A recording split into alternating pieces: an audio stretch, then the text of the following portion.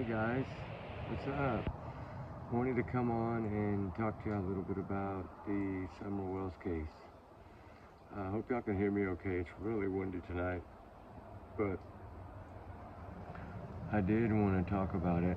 Of course, trigger warning on this video. My thoughts, my theories, my speculation only, not to reflect on y'all in any way or anybody else in any way. I've done a little digging for y'all guys. I know y'all asked me to take a look at this little case, and it's really frustrating. It's really sad. It's very heartbreaking. It's just so much to do with this case that I feel like the the opinions that are formed in this case are formed around the information they've given to make people form their opinions. Like, this is a different case than most cases. This is a case of a beautiful little girl that loved life, lived in the country, enjoyed the woods, enjoyed the animals, enjoyed nature, and was grown up with family that, try not to use names, but family that had taken a bad, dark path and chose, I don't know how to word this, but had chose different things in life to make them feel, I guess you can put it as, like they didn't know how to handle life, I guess you can say. Like they grew up with codependency on other things that most people don't grow up on, and they got addicted to things that cause a lot of problems for people and take people down different roads and different paths of a dark life, I guess you can say. They work to fund their habit, if you know what I mean. I think y'all know what I mean without me using the words on this YouTube here. I don't want to get in trouble for using words that or I don't know how to do them yet. Like I said, I've been doing this a long time but never filmed, so I'm trying to learn what I can say and what I cannot say. And I know that they choose things that you get usually when you have back pains or different kinds of pains, and then maybe things that are even harder than that. Not alcohol. I'm not talking about alcohol. I'm sure they use that as well, but it wasn't that. It was things that lead to stronger things and stronger things, and your body feels like you have to have it. It's like an addiction, and it makes people, when they do interviews, sit there and look like they're half zoned out. And it's hard because I watch that interview and I see so many words that they used were past tense.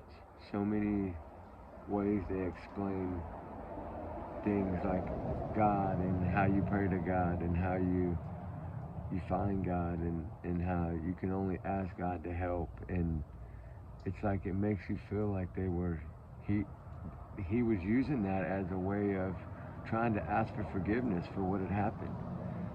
And that's just how I see it. Of course, this is my thoughts, my opinions, my speculation. It's not anybody else's, and everybody's entitled to their opinion. That's what's good about living in America.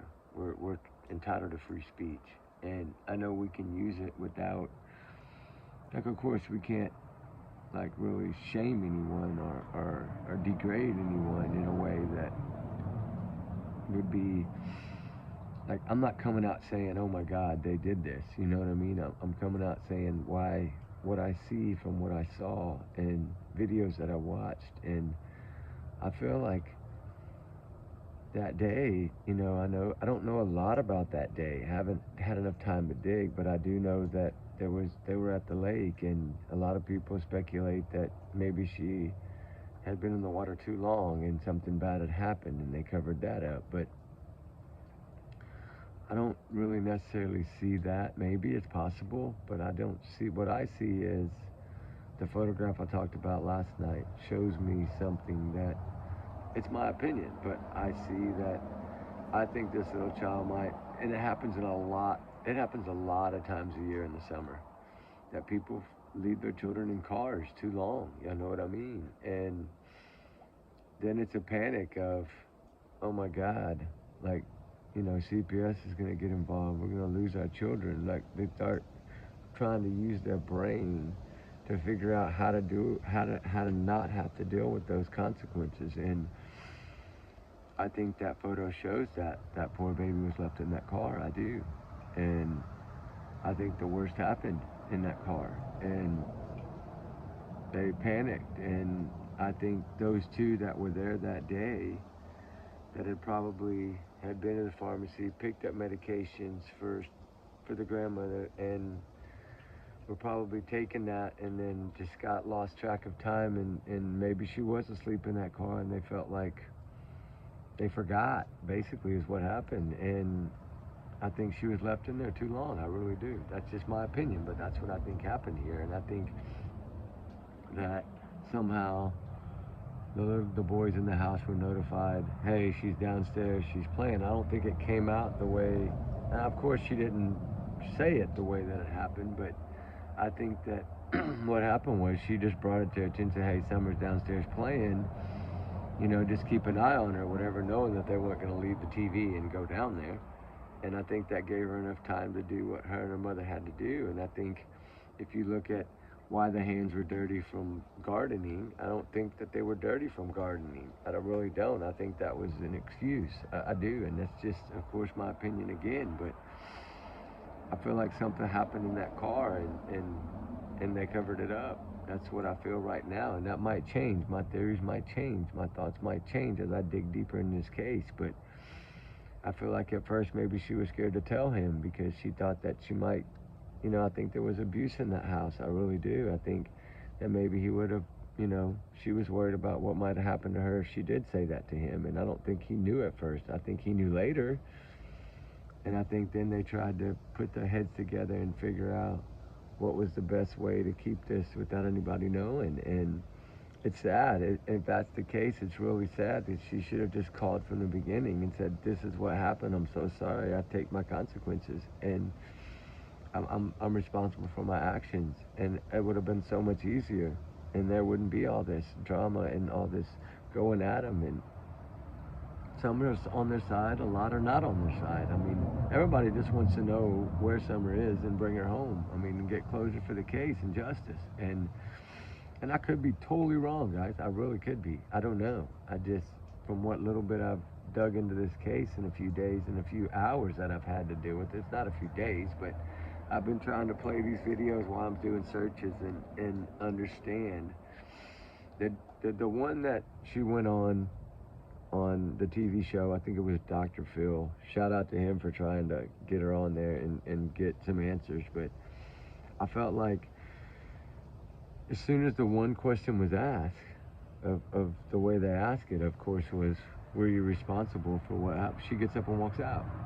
It's because she didn't want to face it. She says, it's hell, I'm living it. Yeah, you're living it. You're living something that you need to face, and just say it. And that way it'll all go away and you'll feel better. And it's not going to go away for her, of course, but it's going to go away for the closure of little Summer Wells, and everybody will then understand, and then maybe all the truth will come out. But I don't know. It could be, I could be totally wrong. I feel like I have to give everybody the benefit of the doubt until we find the answers, but I feel like the answers are all here. I really do. In my opinion, I feel like they're here. And some people might hate me for saying this. I don't know, but it's my thoughts, and I'm sure people have said worse. I just feel like, for one, the safety things were not there. The child was not in a booster seat. She was propped up on a pillow. I feel like there's no way a child can lay on cold gallons of milk and not wake up. I don't feel that. I feel like if it's a hot summer day, why is she in a jacket? There's so many things that go through my mind. Like, was that photo taken to try to, for her to say, hey, she was fine? I don't know.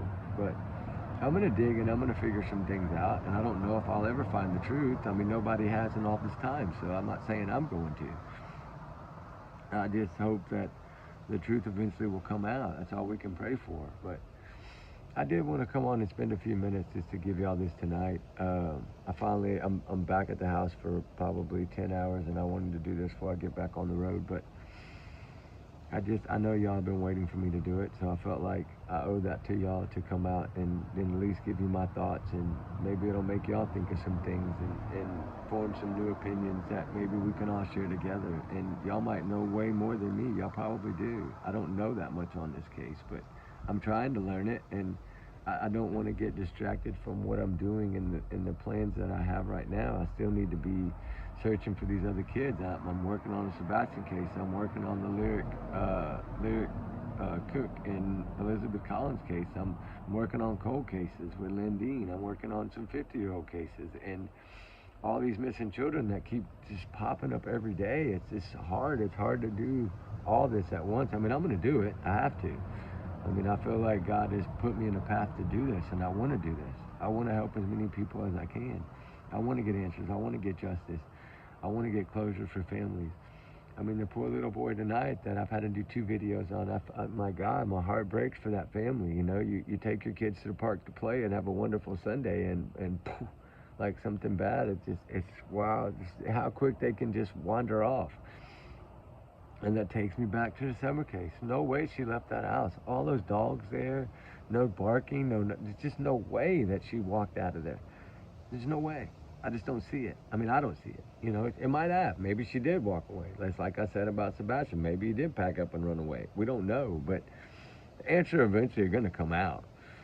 And I just feel like this summer case, I feel like they have some answers. I feel like they have some proof, but they don't have enough. And one day, I'm sure arrests will be made. I'm pretty sure of that. I think that God will make sure closure is done, just like He does on every case. Some cases take 1 year, some cases take 1 week, some cases take 2 days, 1 day. Some cases take 5 years, 10 years. I mean, look at this other case, 50 years. But still, the truth's going to come out. And I just hope that justice can be done in this case and that the truth will come out. I really do. I'm sorry to be rambling, but I'm still learning how to say things without causing a whole bunch of conflicts and drama. And I don't want people to choose a side or you know, I don't want that. I want this channel to be about saving children and rescuing children and trying to help children and help all the missing people, and even if they're adults and not children. I want this to be a channel you can come to where I speak from my heart and y'all speak from y'all's heart to me, and we try to figure these things out together. That's what I want, guys.